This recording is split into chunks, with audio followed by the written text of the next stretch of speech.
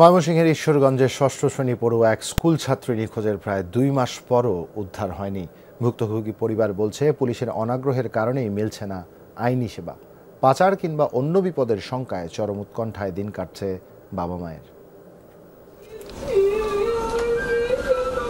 গত 18 জুন নিখোঁজ হয় ময়মনসিংহ ঈশ্বরগঞ্জের ষষ্ঠ শ্রেণীর এক ছাত্রী। প্রায় 2 মাস ধরে সন্তানকে খুঁজে বেড়াচ্ছে পরিবারটি। খোঁজখবর নেই। আজ পর্যন্ত আমার মেয়ে কোথায় আছে, কিভাবে আছে, আমার মেয়ে বেঁচে আছে কিনা সেটাও জানি না। আমার মেয়েকে বের করে দেন, আমি আমার মেয়েকে চাই। পরিবারের অভিযোগ, স্কুলে যাওয়ার পথে স্থানীয় বখাটে সজীব ও তার সহযোগীরা তুলে নিয়ে যায় মেয়েটিকে। ঘটনার পর থানায় খবর দেয় ছাত্রীর বাবা। তবে মামলা না নিয়ে জিডি করার কথা বলে পুলিশ।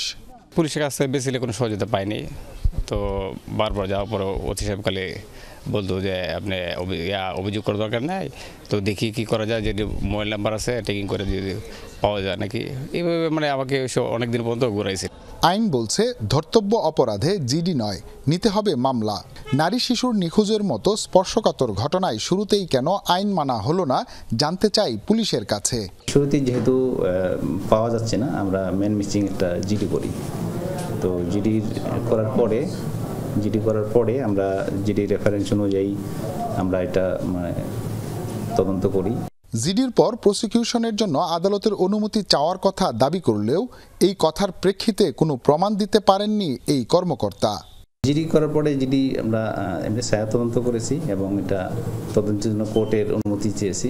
কোর্টের অনুমতি পেলে আমরা এটাকে প্রসিকিউশনের পর্যায়ে যাবে, তার আগেই আমরা মামলা নিয়ে নিয়েছি। 12 বছরের ষষ্ঠ শ্রেণীতে পড়ে একটা মেয়ে, সে অপহৃত হবে, তার একটা জিটি নিবে সিম্পল, আর বাবাকে বলবে কাজ করতেছি। তো এটা এই ওসির বিরুদ্ধে আইনগত ব্যবস্থা গ্রহণ করার জন্য আমরা এই প্রশাসনিকভাবে বিচার দাবি করি। এরপরও উদ্ধার না হওয়ায় নানা চেষ্টা তদবির করে ঘটনার 38 দিন পর অপহরণ মামলা করতে সক্ষম হয় ভুক্তভোগী পরিবার। এটি একটি সাধারণ মানুষের সন্তান, তার বেলায় এটির কোনো উদ্যোগ গ্রহণ করা হয়নি। একই ঘটনাটি যদি এসপি ডিসির সন্তানের বেলায় হতো তাহলে আমরা কি দেখতাম? পুলিশ বিভাগ পুরো জেলা উলটপালট করে ফেলছে। এই ব্যাপারে আমরা খুবই মর্মাহত এবং পরিবারও মর্মাহত।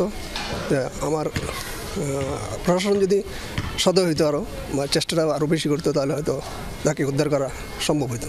পাচার হয়ে যাওয়ার কিংবা নানান বিপদের শঙ্কা নিয়ে এই পিতা ঘরের দুয়ারে রোজ বসে থাকছেন একমাত্র মেয়ের ফিরে আসার অপেক্ষায়। হুসাইন শাহিদ, যমুনা নিউজ, ময়মনসিংহ।